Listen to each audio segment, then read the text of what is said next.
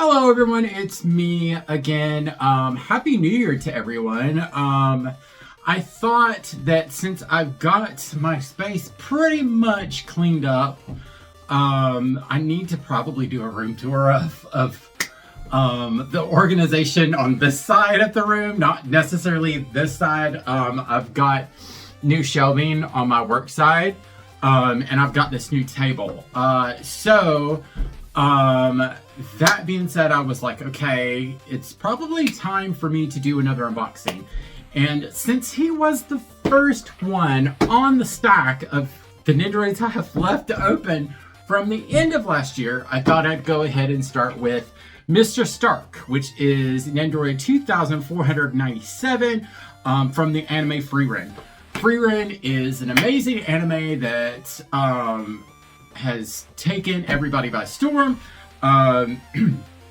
It's very artistic. It's very it's different than your normal fantasy anime, but I feel like fantasy animes have been coming back lately.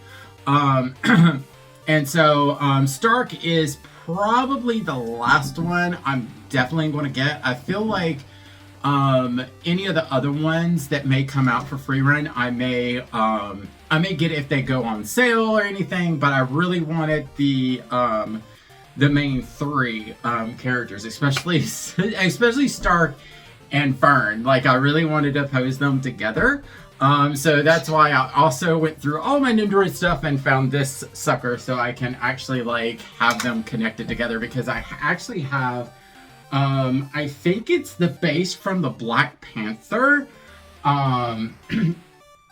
Nendoroid that has like the extra long with the kind of like grass and dirt, because I thought it would be really cute to put Frieren and Fern beside each other on that. And I of course got that from Chibi Chop Shop, so don't sleep on them. You will find like good not just Nendoroid parts, but like accessories that you need. I always have a tendency to look there first. Anyways, looking at the box is similar to the other two Frieren Nendoroids. It's got the pretty design, but of course it's in Stark's signature color, which is kind of like an orangey red color. Yeah, it's got pretty designs through here. I also like how it kind of like has this kind of like bleeded in design on the top and the bottom of the box, and actually on the front too.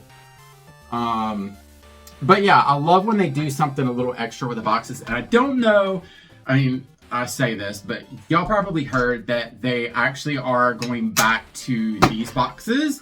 There are going to be a few that are going to be in the boxes that they were going to do with no window packaging. I will be getting, I know at least one, no, two, because I know I'm getting Yoko Littner 2.0 is going to be in that style box, and so is Gold Dandy, and both of those I have pre-ordered. I probably won't get those until February, just because I pre-ordered them through, well, no, I'll get Yoko soon, or I should be getting Yoko soon, because I got her from Good Smile direct so I can get the pre-order bonus. But Belle Dandy I got through CD Japan. She's slated to be released in January, but I probably won't get her till February, because there was something else that I had in that order that got delayed until February. So that's the good thing about CD Japan, and we're just all shipped together. I don't have to like,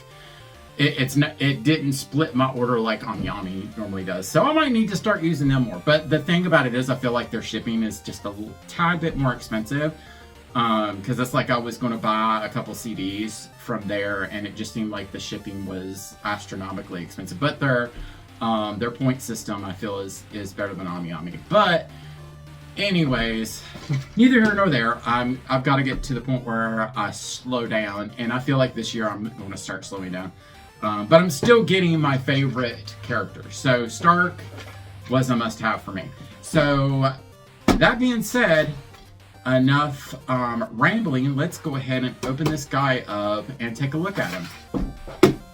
Okay, so here he is in his blister packaging. He of course comes with the standard stand, and the extra neck joint. He comes with his booklet in case you do need instructions on how to assemble him, which I may just glance at just for the simple fact of his axe, because I think I want to make sure how to assemble his axe and if there's a breaking point, because there's some of the Nendoroid weapons you will have like parts where you can split them apart and slide the hand in, but it doesn't look like this one comes with that. But I always like to check and make sure. Same thing with cross-armed Nendoroids. I always like to check the booklet just to make sure, because some of them, for some reason, they're not consistent with the cross arms. Like sometimes there will be a split in it, sometimes there won't. So it always is good to take a look at that before you start pulling parts apart that shouldn't be separated. So, but anyways, he doesn't seem like he comes with a lot, but I'm pretty sure you can do like a couple of cute poses. So he comes with, of course, his weapon, his axe. He comes with a little dessert treat, and a spoon, and of course the bracelet he gives Fern. I think that's a super cute addition. I think they should have really, with Himmel, I think they should have made the ring that he's supposed to give Frieren. I think they should have made that like a standard instead of a pre-order bonus. But of course they did it for pre-order bonus because yeah, it's going to make you want to buy directly from the manufacturer if they do those kind of things. Anyways, here are the face plates, and of course I like the fact that they do include his little scar with the dark color. I was actually thinking, I was like, you know, you could possibly make a custom Zuko with one of his faceplates, but his eyes are a little bit darker than Zuko's. I think Zuko's is golden, but it did make me think of that. But of course, he has like more of a serious face. He comes with a smiling face, and then of course the gag face is what I'm going to go with, because if you've been watching my channel long enough, you know that I like me some funny-faced Nendoroids. They're what bring me joy with Nendoroids. So there's a few that I have in action poses, but most of the time, if it has a funny or silly or cute faceplate, I am all about it. So that being said, I think it's time to go ahead and open him up and put him in a few poses. So I shall be right back. Okay, before we get started, I just want to say I think that's really cool that they actually put his weapon as the symbol in the back of his box. I thought that was really cool.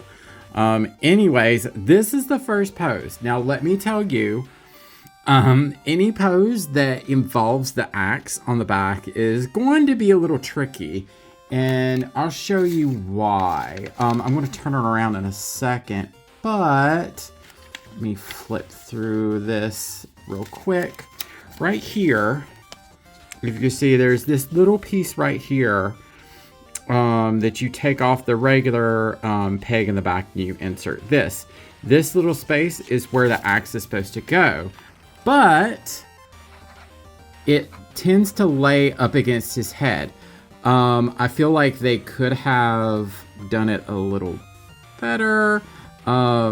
If they wanted to go with this, I feel like they should have, that's a little bit better. Now it's snugger in there. But I feel like they could have made the peg like a little bit further back and not so close to his back. Or like just, I don't know. But like, I'm just like, I've never seen that before.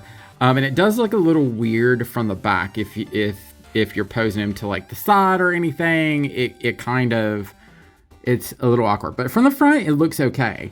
I did have a couple scratches on the actual silver of the blade. Nothing like too bad. And his hair is actually pretty nice. Like I thought it was going to be like strictly like, you know, the black color on top and then this. I really didn't expect them to go as far as like doing the shading, but there is some like really nice subtle shading in his hair. I would be very careful though, because the ends are kind of spiky. You don't want to like damage it or whatever, but I didn't have that hard of a time getting the hair off. Getting the hair off. With that being said, this one's really cute. I wanted to do like a mix between, I wanted to try it with the, that's going to bother me. And this does come out actually. But I wanted to try it with the dessert and having the axe on his back.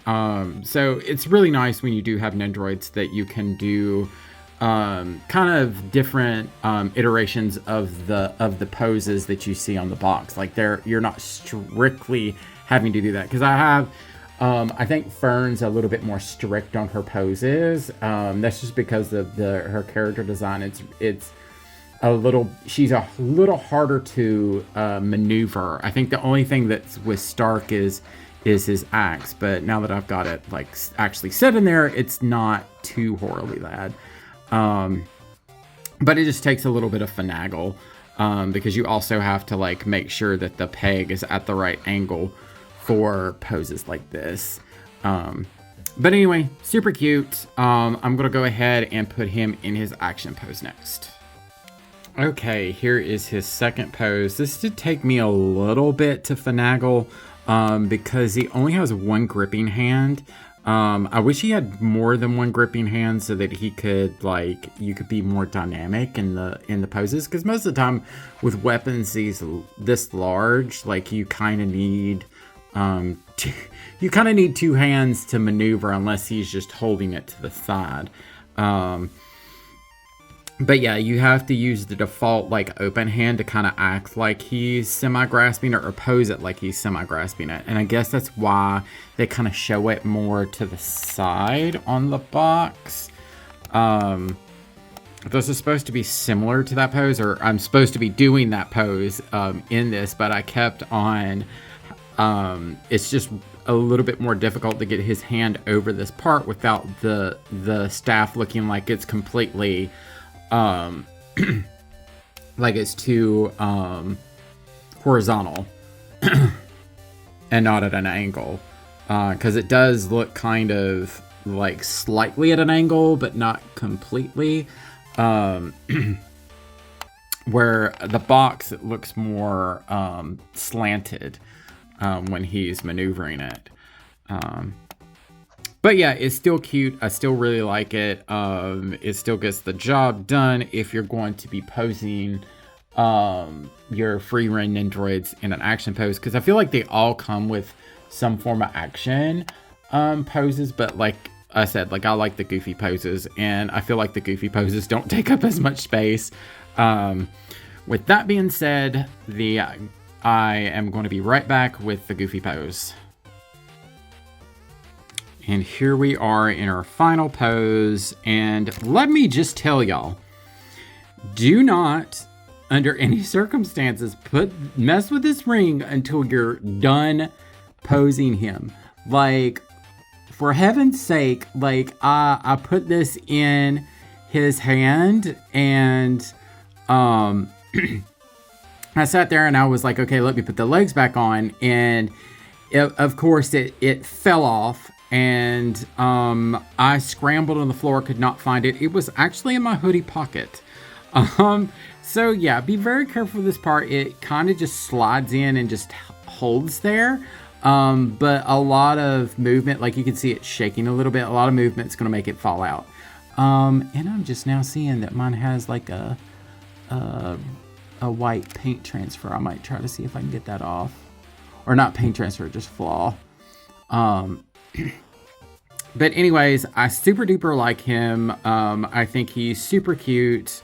I would highly suggest him to any Frieren fan, especially if you're a fan of Stark. Like he's comedic gold for the most part. At least I enjoy the banter between him and Fern. I'm actually going to I'm going to flop Frieren and Fern around just so I can put Stark beside Fern, trying to give her the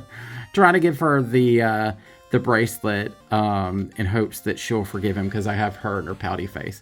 But anyways, I think the next one I'm going to open, or the next Nendoroid, is Soshiro. So look for that one as well, from Kaiju number 8.